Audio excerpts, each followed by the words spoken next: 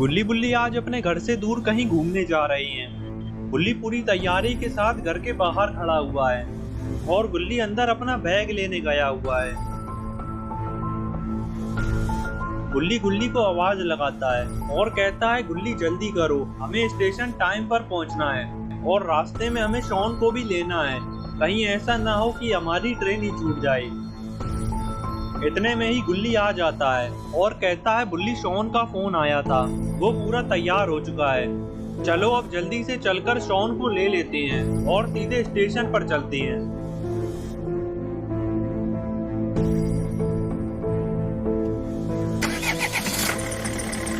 गुल्ली बुल्ली गाड़ी में बैठकर शॉन के घर की तरफ निकल जाती हैं।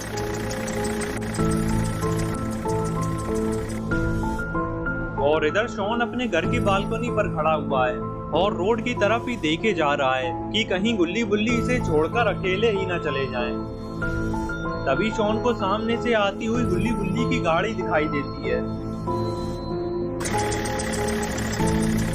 और शॉन फौरन बालकनी से उतरकर घर से बाहर आ जाता है। ये क्या, शॉन के पास तो काफी सारा सामान है, लेकिन ये इतना सारा सामान क्यों लाया है? गुल्ली बुल्ली तो सिर्फ 2-3 दिन के लिए ही घूमने जा रहे हैं। गुल्ली शॉन से पूछता है, शॉन ये इतना सारा सामान किसका है? क्या तुम्हारे साथ कोई और भी चल रहा है?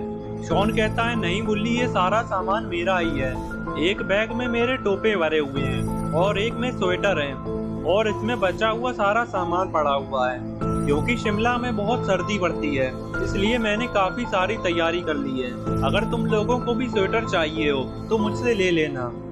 गुल्ली कहता है, बहुत अच्छे शॉन, इसीलिए तो हम तुम्हें हर बार अपने साथ ले जाते हैं। अगर शॉन हो साथ तो डरने की क्या बात। चलो अब जल्दी से गाड़ी में बैठो, वरना हमारी ट्रेन छूट जाएगी। शॉन गाड़ी में बैठ जाता है और गुल्ली बुल्ली शॉन स्टेशन की तरफ रवाना हो जाती है।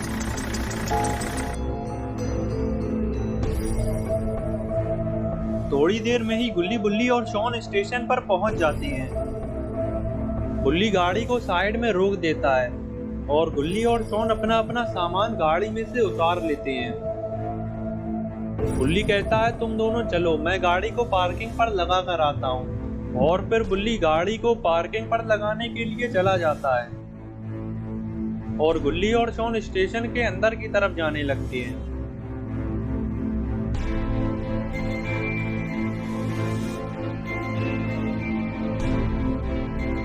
स्टेशन पर आते ही गुल्ली और शॉन साइड में खड़े हो जाती हैं और ट्रेन के आने का इंतजार करने लगते हैं।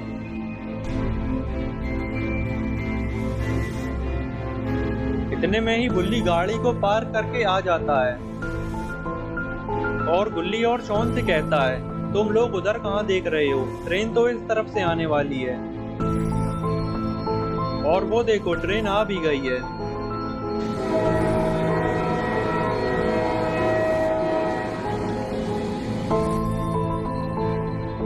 ट्रेन को आता देखकर गुल्ली बुल्ली और शॉन पूरी तैयारी के साथ खड़े हो जाती हैं और ट्रेन के रुकने का इंतजार करने लगते हैं।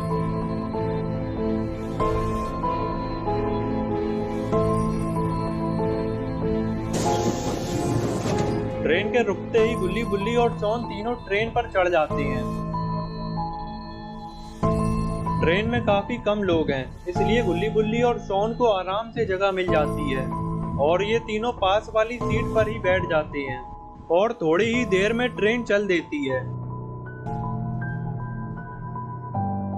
गुल्ली के सामने एक आदमी बैठा हुआ है जो कि अखबार पढ़ने में लगा हुआ है।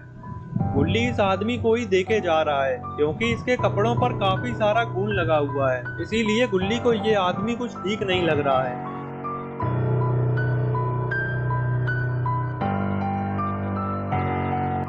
अरे ये तो जैब द किलर है, लेकिन ये यहाँ पर क्या कर रहा है? कहीं ये गुल्ली बुल्ली को मारने तो नहीं आया? लेकिन जैब द किलर तो गुल्ली बुल्ली को जानता भी नहीं है और ना ही गुल्ली बुल्ली जैब द किलर को जानती है। फिर आखिर जैब यहाँ पर करने क्या आया है? गुल्ली बुल्ली और शॉन जब जैब का चेहरा देखते हैं तो ये और ज्यादा घबरा जाते हैं क्योंकि जैब का चेहरा काफी डरावना लग रहा है और इसके सारे कपड़ों पर भी खून लगा हुआ है। तभी जैब अपनी जेब से अपना मोबाइल निकालता है और मोबाइल पर किसी आदमी का फोटो देखने लगता है। लेकिन जैफ इस आदमी का फोटो क्यों देख रहा है? कहीं जैफ इस आदमी को इसी ट्रेन पर मारने तो नहीं आया है? तभी बुल्ली शॉन को एक इशारा करता है और शॉन फौरन ही समझ जाता है कि बुल्ली शॉन को जैफ के मोबाइल में देखने के लिए कह रहा है और फिर शॉन जैफ के मोबाइल में झांकने लगता है। लेकिन तभी जैफ अपना मोबाइल बंद कर देता है और यहाँ से उठकर जाने लगता है। जैफ के यहाँ से जाते ही बुल्ली शॉन से पूछता है, शॉन क्या हुआ? वो आदमी मोबाइल पर क्या कर रहा था? शॉन बताता है, बुल्ली शायद वो किसी का फोटो देख रहा था। तभी गुल्ली कहता है, मुझे वो आदमी कुछ ठीक नहीं लग रहा है। उसे देखकर तो ऐसा लग रहा है कि वो 2-3 लोगों को पहले ही मार चुका है। चलो बुल्ली, चलकर उसे देखते हैं। शॉन, तुम यहीं बैठकर सारा सामान देखते रहना। बुल्ली जैफ को देखने के लिए जाने लगते हैं कि आखिर जैफ करने क्या गया है।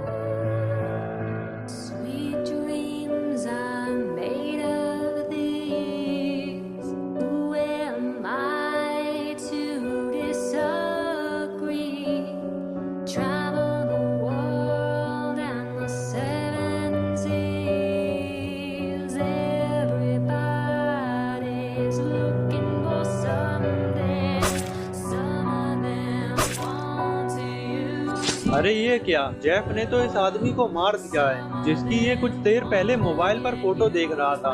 इसका मतलब जैफ इस आदमी को ही यहाँ पर मारने के लिए आया था। लेकिन बुल्ली ने जैफ को ऐसा करते हुए देख लिया है। जैफ जब पीछे मुड़ता है तो ये बुल्ली को देख लेता है और ये फौरन बुल्ली की तरफ दौड़ता है। बुल्ली जब जैफ को आता देखते हैं तो ये भी जैफ से बचकर भागने लगते हैं, क्योंकि बुल्ली ने जैफ को खून करते हुए देख लिया है। इसीलिए अब जैफ बुल्ली को भी मार कर ही रहेगा, क्योंकि जैफ अपने किए गए कामों का एक भी सबूत नहीं छोड़ता है। इधर शॉन जब बुल्ली के पीछे जैफ का किलर को आता हुआ देखता है तो शॉन भी बुल्ली के साथ भागने लगता है। अरे ये क्या?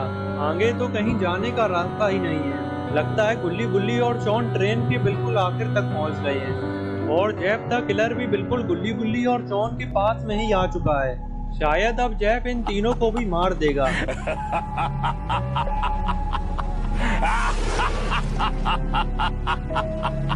तो दोस्तों, अब क्या होगा बुल्ली और शॉन का? क्या जैफ द किलर बुल्ली और शॉन को मार देगा या फिर ये किसी तरीके से बच जाएंगे? ये सब अब देखेंगे अगली वीडियो में। तो अगली वीडियो देखने के लिए चैनल को सब्सक्राइब कर लेना और बेल आइकन को भी दबा देना ताकि वीडियो अपलोड होते ही नोटिफिकेशन मिल सके।